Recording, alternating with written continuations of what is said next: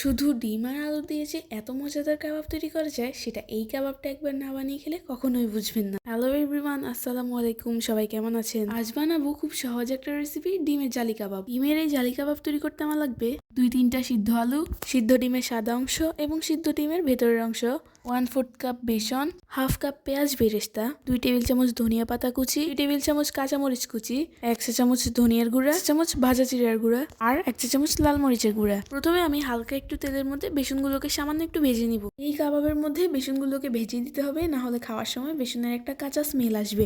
এবার আমি এখানে কিছু ধনিয়া পাতা কুচি করে নিব। সবগুলো ধনিয়া পাতা কুচি করে নেওয়া হয়ে গেলে এগুলোকে একটা বাটিতে তুলে নিব। এবার আমি কয়েকটা কাঁচামরিচকেও সুন্দরভাবে কুচি করে নিব। কাঁচামরিচগুলো সুন্দরভাবে কুচি করে নেওয়া হয়ে গেলে এগুলোকেও একটা বাটিতে তুলে নিব।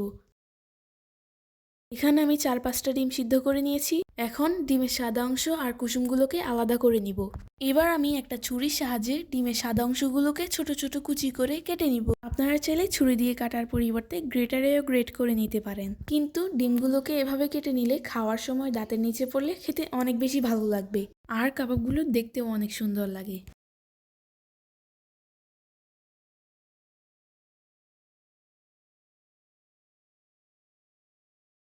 সবগুলো ডিমের সাদা অংশ খুব ভালোভাবে কুচি করে নেওয়া হয়ে গেলে এগুলোকে একটা বাটিতে তুলে নিব। এবার আমি সিদ্ধ করা আলুগুলোকে একটা গ্রেটারের সাহায্যে গ্রেট করে নিব। আপনাদের হাতের কাছে যদি গ্রেটার না থাকে তাহলে আপনারা হাত দিয়েও ম্যাশ করতে পারেন। আলুগুলোকে বাটিতে নিয়ে এর মধ্যে ডিমের সাদা অংশগুলোকেও দিয়ে দিব। ডিমের কুসুমগুলোকে একটা কাঁটা চামচের সাহায্যে হালকা ভেঙে এগুলিকেও দিয়ে দিব। এবার দিয়ে দিব ভেজে রাখা বেসন। এরপর এখানে দিয়ে দিব ধনিয়া পাতা কুচি আর কাঁচামরিচ কুচি। এবার এখানে দিয়ে দিব পেঁয়াজ বেরেস্তা। এখন এখানে মশলাগুলোকেও অ্যাড করে দিব। সবকিছুর পরিমাণ কিন্তু আমি ভিডিও শুরুতে দেখিয়ে দিয়েছি, আপনারা চাইলে কম বেশিও নিতে পারেন। এবার এখানে স্বাদ মতো লবণ দিয়ে সবকিছুকে খুব ভালোভাবে একসাথে মেখে নিব। এই কাবাবে পেঁয়াজ বেরেস্তা দেওয়ার কারণে এগুলোকে ফ্রিজে সংরক্ষণও করা যাবে। সবকিছু একসাথে খুব ভালোভাবে মাখানো হয়ে গেলে এগুলোকে গোল গোল শেপ দিয়ে দিব। আপনারা চাইলে আপনাদের পছন্দ অনুযায়ী অন্য যে কোনো শেপেই বানিয়ে নিতে পারেন, কিন্তু আমার কাছে কাবাবের এই গোল শেপটাই অনেক বেশি ভালো লাগে। তো আমি সুন্দরভাবে কাবাবগুলোকে বানিয়ে ফেলবো।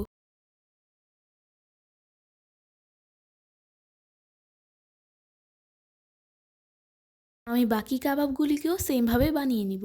আমার সবগুলো কাবাব বানানো শেষ, এবার এগুলোকে ভাজার পালা। কাবাবগুলো ভাজার জন্য এখানে আমি একটা ডিমকে কাঁটা চামচের সাহায্যে খুব ভালোভাবে ফেটিয়ে নিব। এবার কাবাবগুলোকে ফেটানো ডিমে ডিপ করে তেলের মধ্যে দিয়ে ভেজে নিব। সবগুলো কাবাবকে আমি একইভাবে ডিমের মধ্যে দিয়ে তারপর তেলের মধ্যে দিয়ে ভেজে নিব। কাবাবগুলোকে কিছুক্ষণ উল্টে পাল্টে হালকা ব্রাউন কালার আসা পর্যন্ত ভেজে নিব। হালকা ব্রাউন কালার হয়ে গেলেই এগুলোকে চুলা থেকে নামিয়ে নিব। দেখুন কত সহজেই তৈরি হয়ে গেল ডিমের জালি কাবাব। মাংসের জালি কাবাব তো অনেক খেয়েছেন, একবার যদি এই ডিমের জালি কাবাব তৈরি করে খান তাহলে ভুলেই যাবেন ডিমের কাবাব খাচ্ছেন নাকি মাংসের। তো আজ এই পর্যন্তই, আল্লাহ হাফেজ।